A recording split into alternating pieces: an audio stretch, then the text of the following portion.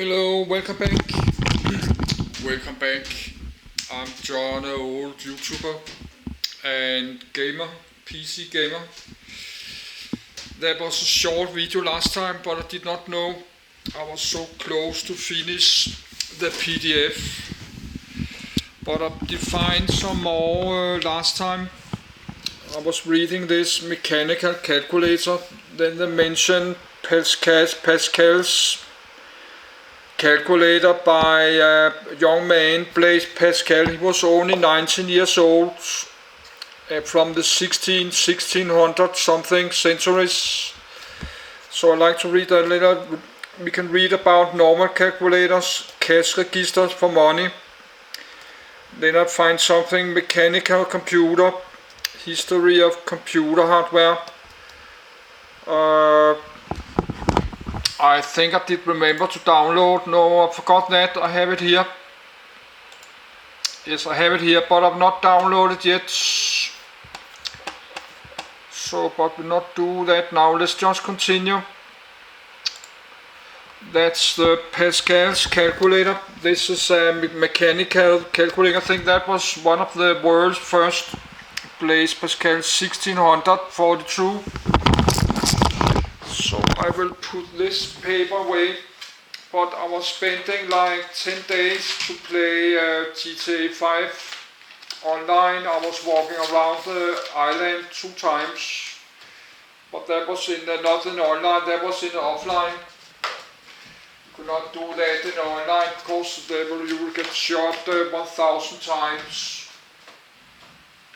So I was walking around this computer game GTA 5. I was walking around the whole island 2 times.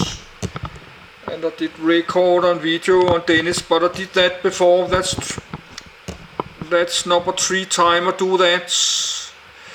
So if I can do that 10 days, then I can spend 10 days to do this.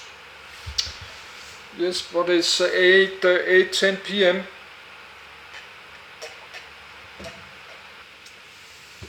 I start to get tired. We have the news in Danish television in 15 minutes, but I don't think we cannot finish this in 15 minutes. Yes, let's read it. Read loud, read the whole document. Pascal's calculator. A Pascal line signed by Pascal in 1652. Top view and overview of the entire mechanism. 1. Pascal's calculator, also known as the arithmetic machine or Pascal line, is a mechanical calculator invented by Blaise Pascal in 1642. Pascal was able to develop a calculator by the laborious arithmetical calculations required by his father's work as the supervisor of taxes in Rouen. 2. He designed the machine to add and subtract 2 numbers directly and to perform multiplication and division through repeated addition or subtraction. Pascal's calculator was especially successful in the design of its carry mechanism, which adds 1 to 9 on one dial, and carries 1 to the next dial when the first dial changes from 9 to 0. His innovation made each digit independent of the state of the others, enabling multiple carries to rapidly cascade from one digit to another regardless of the machine's capacity. Pascal was also the first to shrink and adapt for his purpose a lantern gear used in turret clocks and water wheels. This innovation allowed the device to resist the strength of any operator input with very little added friction. Pascal designed the machine in 1642. 3. After 50 prototypes, he presented the device to the public in 1645, dedicating it to Pierre Séguier, the Chancellor of France. 4. Pascal built around 20 more machines during the next decade, many of which improved on his original design.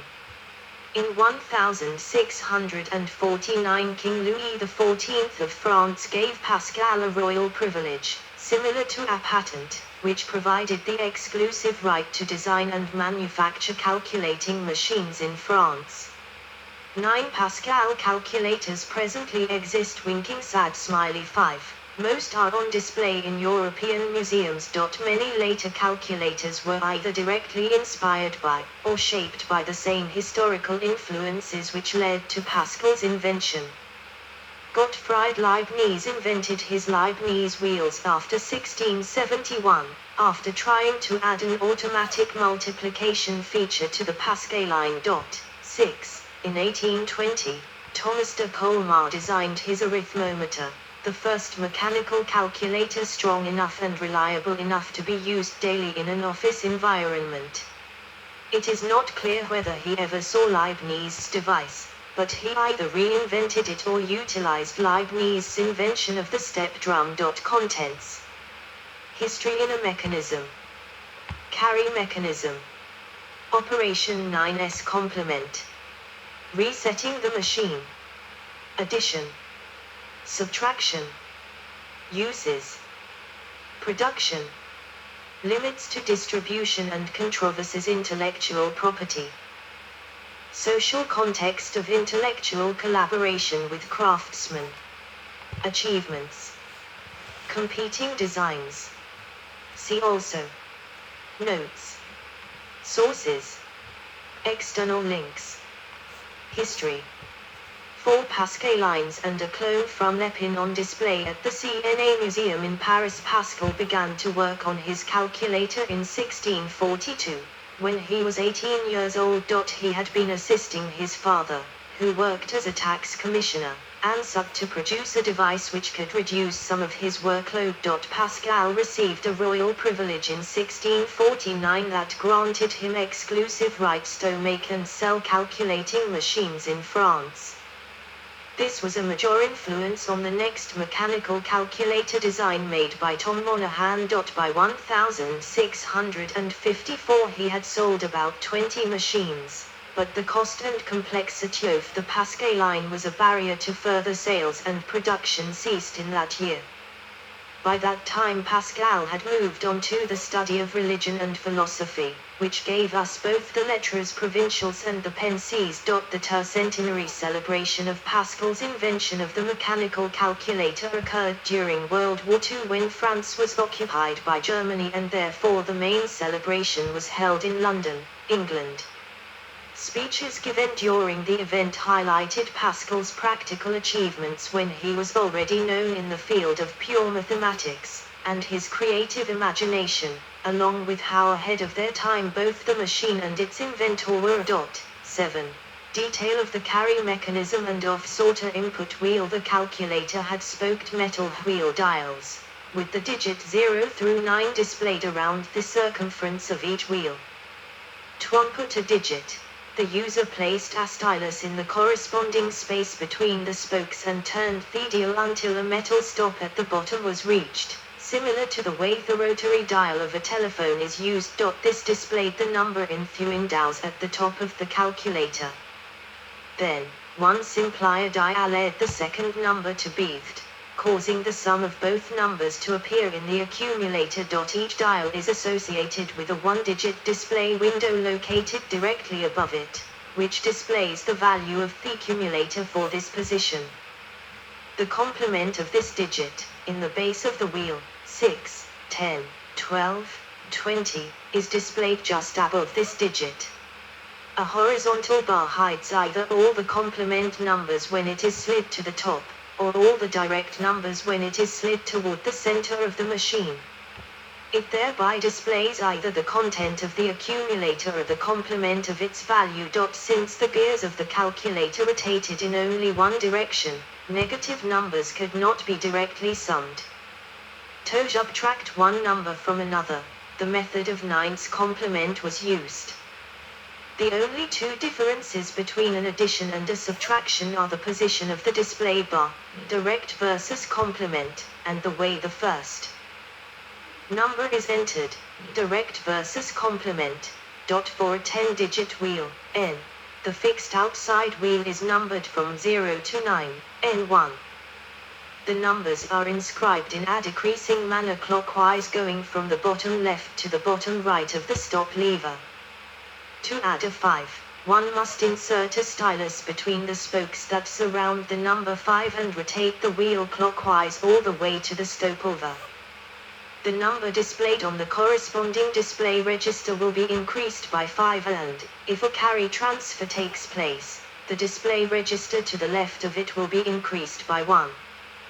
To add 50, use the tens input wheel, second wheel from the right on a decimal machine. To add 500, use the hundreds input wheel, etc.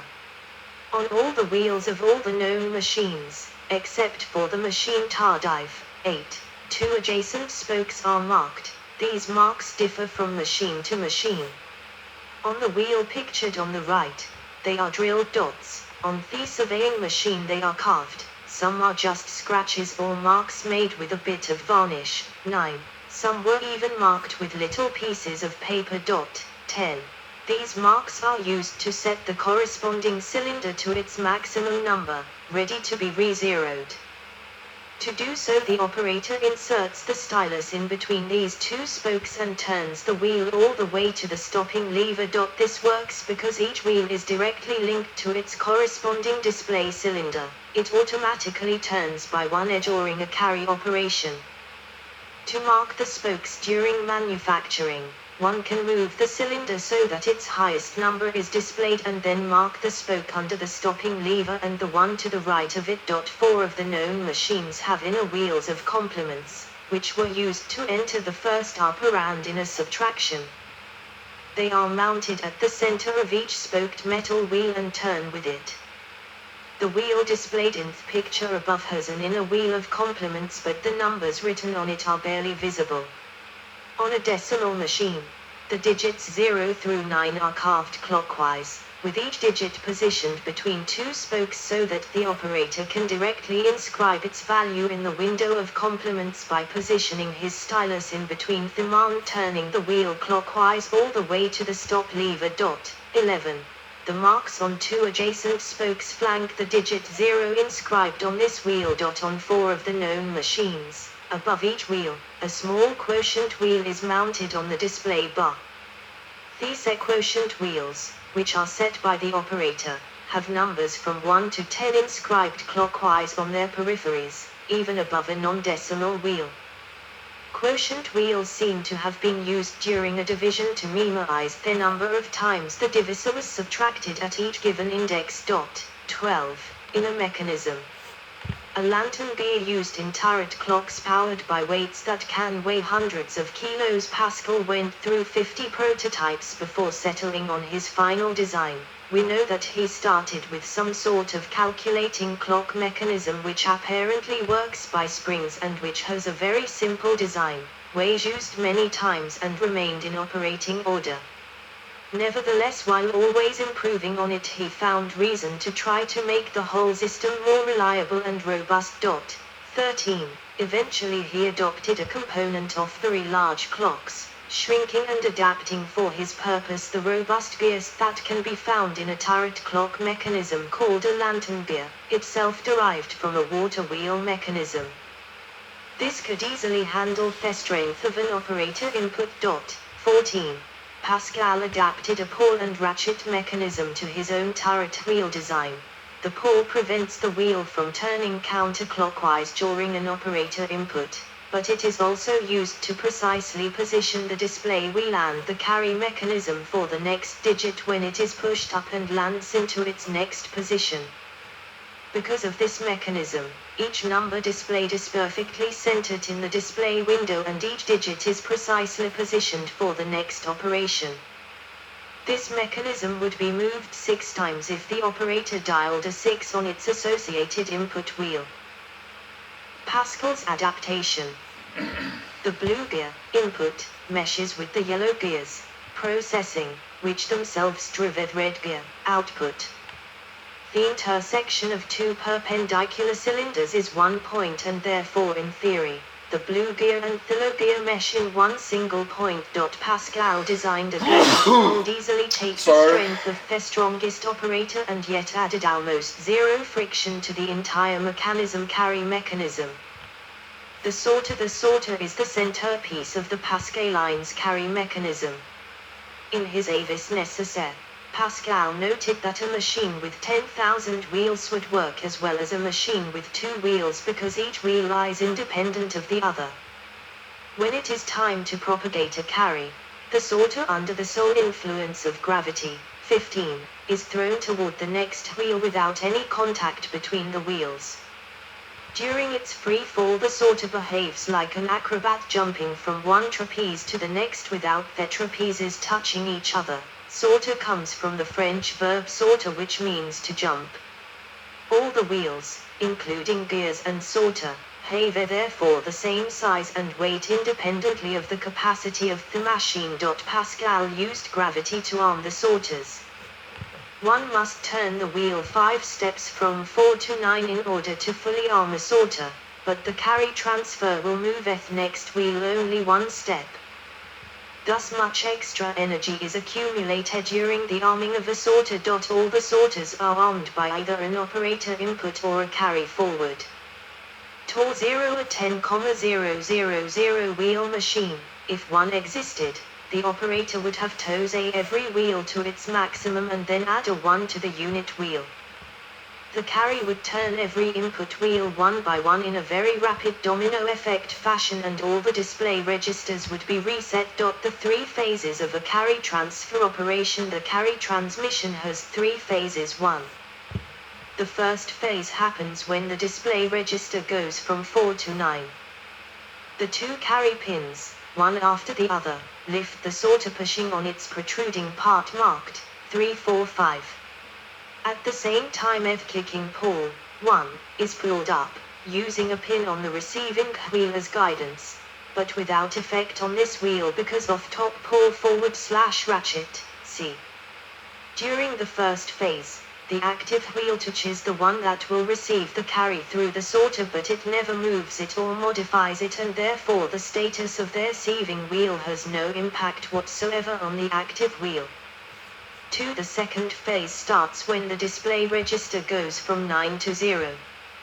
The kicking pole passes its guiding pin and its spring, ZU, positions it above this pin ready to push back on it. The sorter keeps on moving up and suddenly the second carry pin drops it. The sorter falls of its own weight. During the second phase, the sorter and the 2 wheels are completely disconnected. 3. The kicking pole, 1, pushes the pin on the receiving wheel and starts turning it. The upper pole /ratchet, C, is moved to the next space. The operation stops when the protruding part, T, hits the buffer stop, R. The upper pole /ratchet, C, positions the entire receiving mechanism in its proper place. During the third phase, the sorter, which no longer touches the active wheel, adds 1 to the receiving wheel. Operation.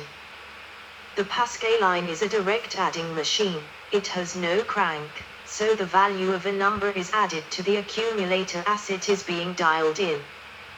By moving a display bar, the operator can see either the number stored in the calculator or the complement of its value. Subtractions are performed like additions using some properties of 9s complement arithmetic. 9s complement. The 9s complement of any 1-digit decimal number d is 9d. So the 9s complement of 4 is 5 and the 9s complement of 9 is 0.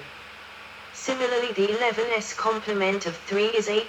In a decimal machine with n dials, the 9s complement of a number is, and therefore the 9s complement of AB is, in other words, the 9s complement of the difference of 2 numbers is equal to the sum of the 9s complement of minuend added to the subtrahend.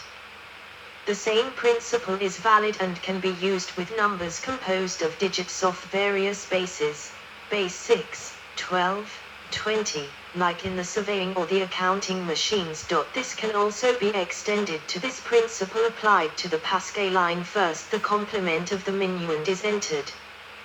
The operator can either use the inner wheels of complements or dial the complement of the minuend directly. The display bar is shifted to show the complements window so that the operator sees the direct number displayed because .b then the second number is dialed in and adds its value to the accumulator. The result, AB, is displayed in the complement window because the last step can be repeated as long as the subtrahend is smaller than the minuend displayed in the accumulator. Resetting the machine. The machine has to be re-zeroed before each new operation. To reset his machine, the operator has to set all